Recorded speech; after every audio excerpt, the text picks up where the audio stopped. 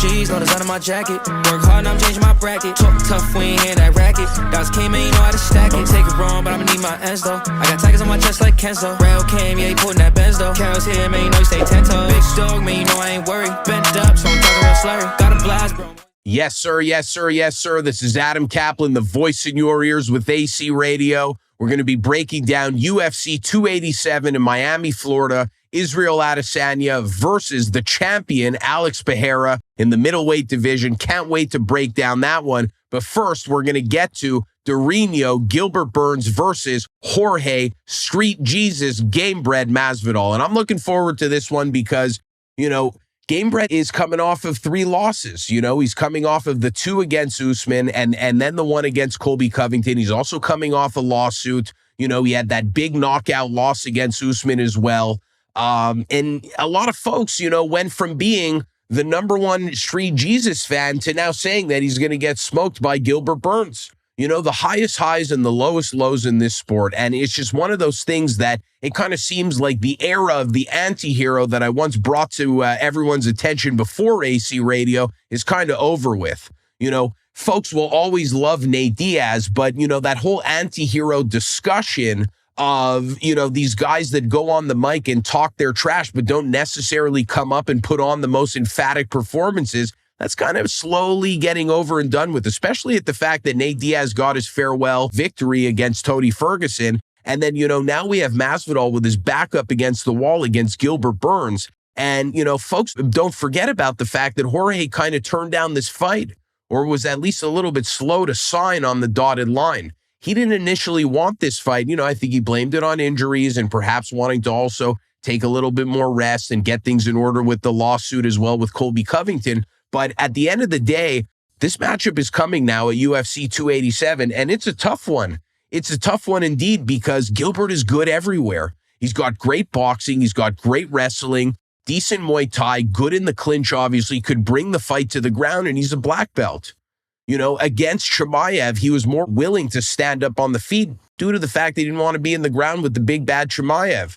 But you best believe against a guy like Wonderboy Thompson, he was able to bring that fight to the mat. And even though he dropped, I believe, the second round in the third one, even if he was still a little gassed against Wonderboy, he was able to bring the fight to the ground and finish off with some pretty intense ground and pound.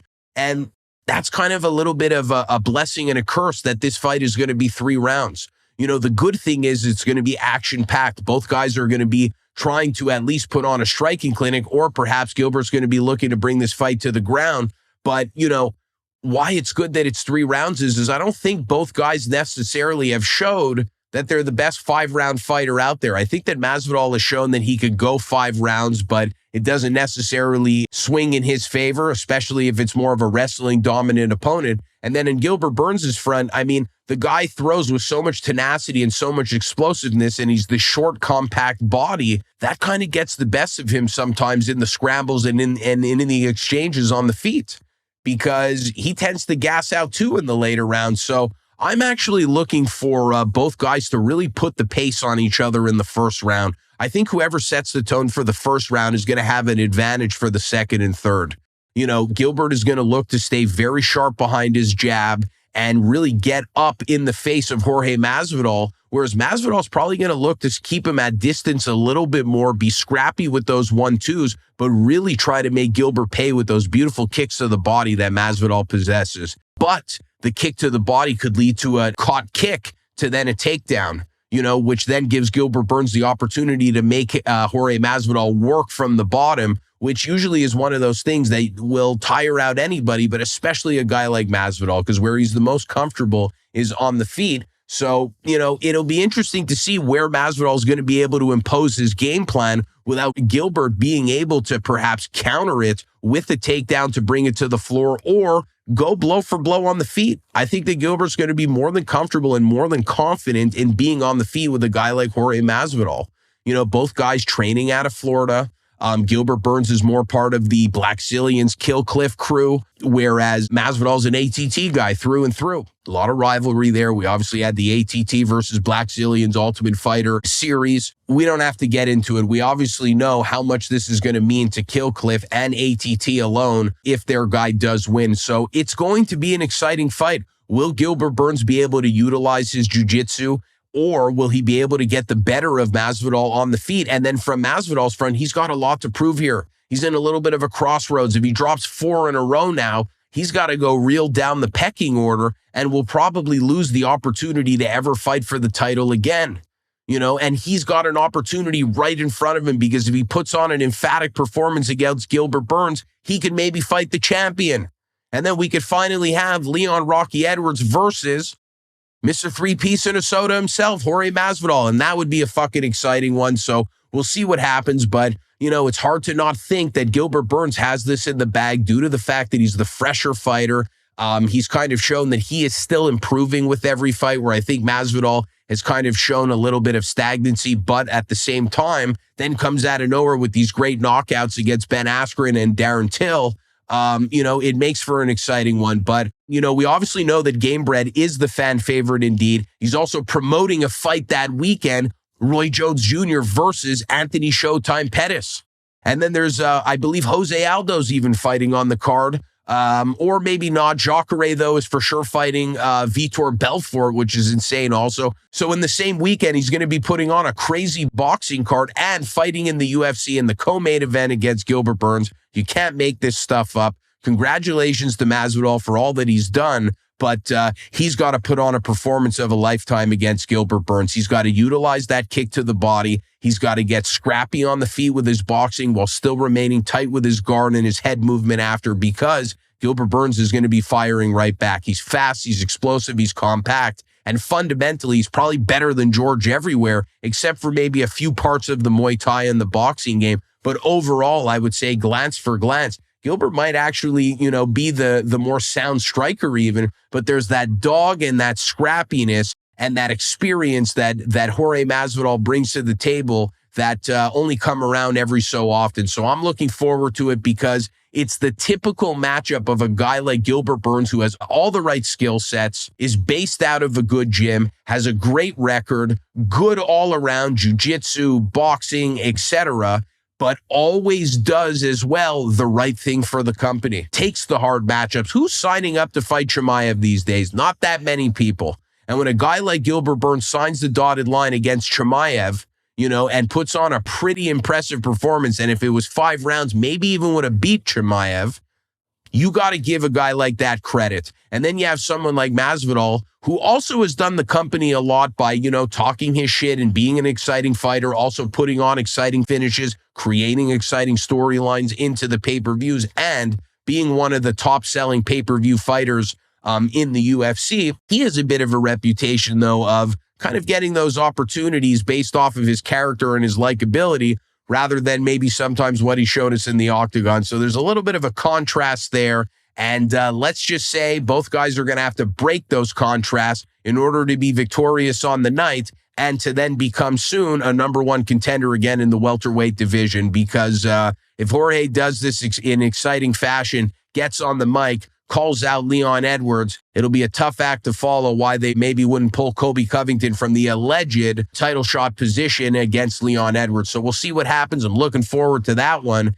And then we have the main event, Israel Adesanya, the challenger, I can't believe I'm saying this, versus Alex Pereira. And this is an interesting one, because a lot of people are saying, like, Izzy's got to go and use his wrestling. He's got to focus on his MMA wrestling. He's got to go for the takedowns and the control time. He's got to work the cage a little bit more. And I agree with that, because based off of the 3rd round, he was able to hold Alex down for about 2.5, 3 minutes. So you got to think, like, yeah, that's a pretty good game plan to follow. But on the flip side, yes, the numbers were very close on the feet, in terms of significant strikes or whatever. But you got to think in the beginning rounds, Israel Adesanya definitely was able to control the pace of the fight with his strikes and with his distance control and his savviness. Whereas Alex Pereira was just plodding. He did make you feel like something big was coming, but it didn't really happen that often until the 5th round. But Pereira is constantly going to come forward, and that's going to pose one difficulty for Israel Adesanya, and that's backing up against that cage. He's not fighting Marvin Vettori, where this guy is going to try to go for the takedown every time your back is up against the cage. You're fighting Alex Pereira. When your back's up against the cage, you're going to get a clubbing left hook thrown your way and then a right hand driving right down the middle. And when you have no more space to move because your back's up against the wall, that's a dangerous place to be in against Alex Pereira. I'm looking for Israel Adesanya to control the center of that octagon. If I'm Monster and I'm the main sponsor that night, I should be hella happy because Israel Adesanya is going to be standing on my logo for 25 minutes. That's what I'm hoping for if I'm Monster. And that's what I think Israel should do. I think he needs to control the center of the octagon more. I think that he needs to be a little bit savvier with not letting Pereira get those free leg kicks. Got to find a way to make Pereira pay, whether it's countering with a punch, countering a teep to the body, or a classic check of the leg kick to Alex Pereira to nullify those free shots. Too many free shots folks are giving out these days, and that shouldn't happen. You know, Muay Thai 101, they want to crack the shin. You got to meet shin with shin, baby. So would like to see Izzy check the kicks a little bit more as well, but control that center, not keep his back up against the cage, and maybe try to play with the range a little bit more because these guys were fighting at a phone booth range, a true glory kickboxing, a true kickboxing or Muay Thai practitioner range. And it's just one of those ranges that gets difficult because Pereira has such power that when you're standing that close, you're kind of putting yourself right in harm's way. So I want to see how Izzy's going to kind of manage that range because Izzy doesn't have one punch knockout power. Izzy has that type of knockout power where he puts together 3-4 punches and then you fall over. You know, like a Dragon Ball Z flurry or something like that. That's more of Izzy's style. You know, 1 second Paulo Costa's standing in front of you and then the next he's on the ground and Izzy's hitting him doggy style and that's all she wrote. Yeah, that's what happened. You know, and that is Izzy's style. He's not going to go out there and one-punch Pereira like Pereira can do to Izzy, which is why I think Izzy has to manage the range a little bit better. And then on Alex's front, it's just unbelievable because the guy got into the octagon and everyone was like, holy shit, this guy is huge. He's got a head on him like a football helmet. He's got 2 refrigerators for fists, and he's got this look on his face like he hasn't smiled in 7 lifetimes. You know, the color behind his eyes are completely black. He seems soulless. What a scary guy. And then he's like Jason from Friday the 13th. He's always coming forward. Slow, nothing fancy, nothing crazy, just slow, melodical, methodical, trucking on forward. And you know, and you always felt like something was going to happen in this fight. You almost felt like if Izzy didn't fight for 25 perfect minutes, Alex Pereira was going to be able to knock out Israel Adesanya. And that's what happened. In that 5th round, you could start to see that the calf kicks were eating up. You know, the lateral movement, the head movement up against the cage, you know, just the energy, there was a dip as well. And that's when Pereira took advantage and finished off the fight with those big punches. And Izzy's going to have to fight another perfect fight because I think that Alex is going to truck on forward, probably want to fight in a very similar range than he did last time. And, you know, look to kind of back up Israel Adesanya and close out his options and where he can move to try to rain down those punches. Do I think that Alex is going to go for a couple of more takedowns than he did in the first one because he was able to get the takedown? Yeah, I do.